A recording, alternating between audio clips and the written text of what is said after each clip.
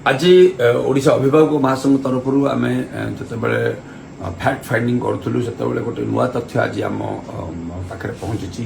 एवं जो तथ्य को नहीं बर्तमान आम आश्चर्य प्रकट करुचु जे जो कन्स्पिरेसी कथा माननीय मुख्यमंत्री 2 दिन 3 दिन तले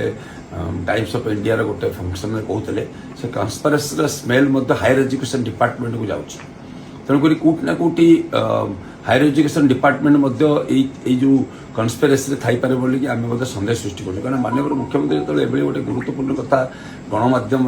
ओडिशा को कहते तेणुक आम कौट ना Kaut खोजुचे where is that conspiracy कौ डिपार्टमेंट अधीन आम जानलु गोटे टेक्स्ट बुक ब्यूरो अच्छी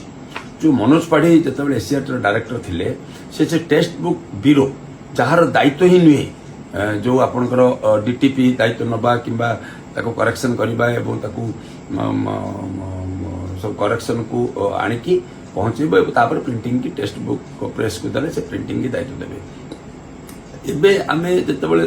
सरजमीन ताको तदंत आम भीतर करूछु एवं फैक्ट फाइंडिंग करूछु से टेक्स्ट बुक ब्यूरो को जो दिया जायछि 6-7 कोटी टंकार गोटे टर्नओवर होईछि एवं सेतरे गोटे कोटी पाखापाखि किकबैक होईछि बोली आम पाखे भी खबर पहुंची तेणु मनोज पाढ़ी सेठू गोटे बड़ चंकर पैसा नहीं किकबैक एवं सब गुरुत्वपूर्ण कथा है जो मैंने काम करुले जो मैंने हायर होते से मत पैसा देना ठीक है क्या 200 क्या 300 पर डे दौर प्रतिदिन 2000 लेखा दवाई कहला जो मैंने एक्सपर्ट मैंने आसपे पैसा ने काम करेंगे दिखाई तेना आमको किसी एक्सपर्ट एक कहते तेणुक तदंत एक्चुअली कौट ना कौट हापाजार्ड है भाया लगुच